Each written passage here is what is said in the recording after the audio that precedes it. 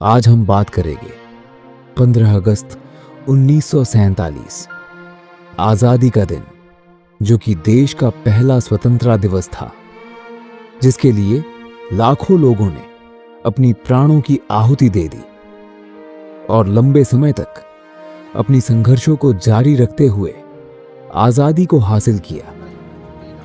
बात उस समय की है जब दिल्ली के प्रिंसेस पार्क में ब्रिटिश झंडा उतारकर भारत की झंडा फहराया जा रहा था।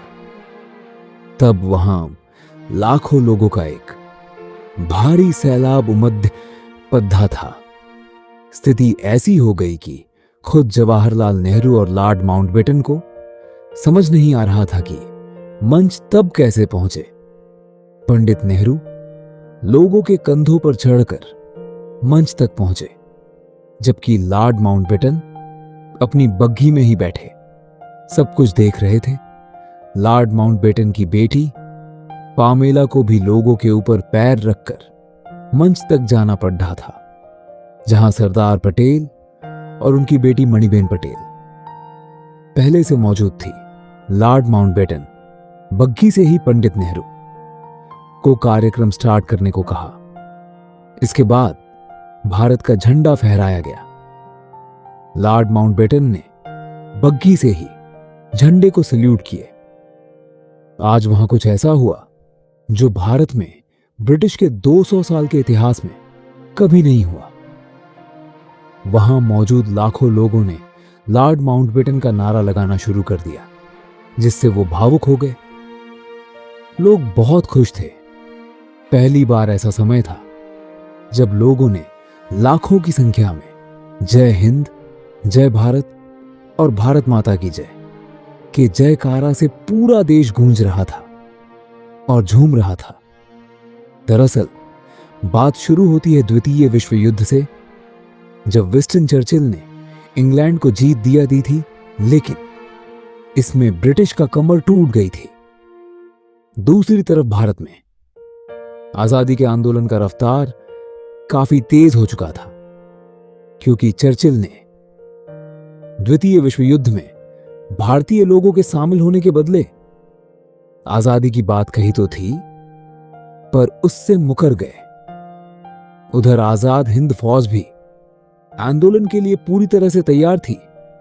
महात्मा गांधी के नेतृत्व में लोगों ने काफी संख्या में आंदोलन का हिस्सा बने। ब्रिटिश भी इससे अब भयभीत होने लगे थे।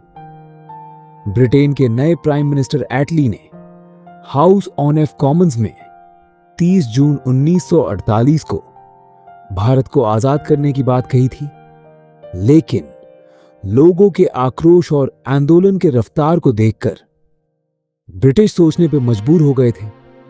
दरअसल भारत को आजाद करने की जिम्मेदारी देश के आखिरी वायसराय लुईस माउंटबेटन को दिया गया था। अंग्रेज भी अब स्थिति को देखकर डर गए थे।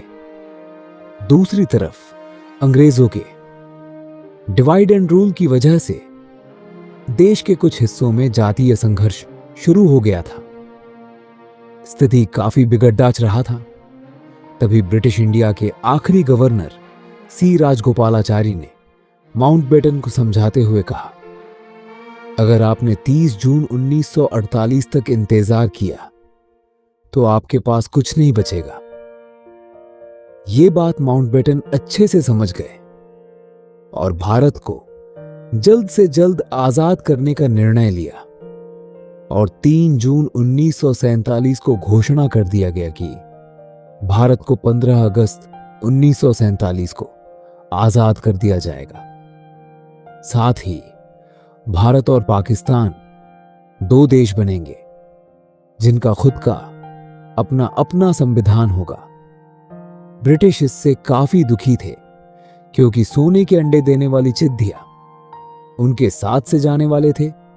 वही भारत के लोगों के बीच खुशी का माहौल फैल गया था। लोग अब आजादी के खुली हवा में सांस लेने वाले थे। देश के कई हिस्सों में मिठाइयां बांटी जा रही थीं और आखिर वो समय आ गया जिसका पूरे देश को इंतजार था। आजादी का दिन 15 अगस्त 1947 की मध्यरात्रि को संसद भवन के सेंट्रल हॉल में भारत को आजाद करने की घोषणा कर दिया गया। इसकी शुरुआत सुचेता कृपलानी ने वंदे मातरम गाकर की, जो बाद में भारत का राष्ट्रीय गीत बना। आजाद भारत के पहले प्रधानमंत्री जवाहरलाल नेहरू ने अपनी प्रसिद्ध भाषण ट्रिस्ट विद डेस्टिनी शुरू करते हुए कहा, बहुत साल पहले हमने अपनी नियति से वादा किया था और अब वो समय आ गया है जब हम अपनी प्रतिज्ञा को पूरा करेंगे। पूरी तरह से, या पूरी तरह से तो नहीं, लेकिन बहुत हद तक आधी रात के समय जब पूरी दुनिया सो रही होगी, भारत जीवन और स्वतंत्रता के लिए जागेगा। रात को 12 बजते ही पूरा सेंट्रल हॉल जय जय के नारा से गूंज उठा था। सुभाष चंद्र बोस ने 51 बैलों के जुलूस के साथ चलना शुरू कर दिया था, जिन लोगों ने आजादी में अपने प्राणों की आहुति दिया। उनके लिए 2 मिनट का मौन रखा गया था।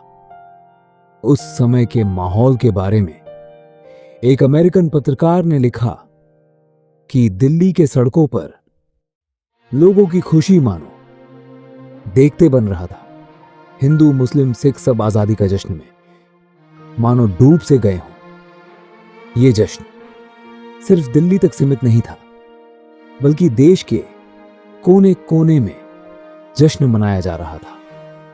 15 अगस्त 1947 की सुबह 8 बजे के करीब लॉर्ड माउंटबेटन ने भारत के पहले प्रधानमंत्री के रूप में जवाहरलाल नेहरू को शपथ दिलाया और दूसरे सदस्यों को दूसरा विभाग दिया गया। अगले दिन इंडिया गेट के प्रिंसेस पार्क में लॉर्ड माउंटबेटन के द्वारा झंडा फहराया जाना था। अनुमान लगाया गया था कि लगभग 30,000 लोग आएंगे, लेकिन लाखों लोगों के भीड़ ने सबको मनोचौंका दिया था। स्थिति ऐसी हो गई थी कि लोगों के लिए खड्डा होना भी मुश्किल हो रहा था। लोगों के अंदर आजाद भारत का यह दृश्य देखने को एक अलग ही उत्साह था। 200 साल गुलामी के बाद का आजादी का नजारा भला कौन नहीं देखना चाहेगा। लॉर्ड माउंटबेटन की बेटी पामेला यह दृश्य देखकर आश्चर्य से भर गई थी। पूरे देश में खुशी का माहौल, हर जगह जुलूस और मिठाइयां बांटी जा रही थी। हालांकि देश के कुछ हिस्सों में बंटवारे को लेकर काफी दुख भी था। दोस्तों, आपको जानकर हैरानी होगी, जिस समय नेहरू जी भाषण दे रहे थे उस समय महात्मा गांधी वहां नहीं थे और ना ही भाषण सुने थे। वो पहले ही सो गए थे।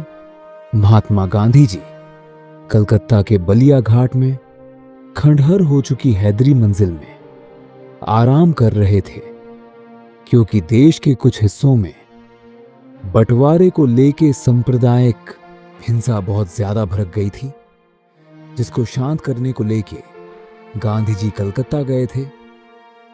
दोस्तों, आजाद भारत का ये खुशनुमा पल जिसको हम खुशी से जी रहे हैं, इसके लिए भगत सिंह, सुखदेव और राजगुरु हंसते हंसते फांसी पर चढ़ गए और इनके जैसे लाखों लोगों ने बलिदान दिया है। आइए उन शहीदों को याद कर 2 मिनट का मौन रखते हैं, जिनके वजह से ही आज हम आजाद भारत में जी रहे हैं।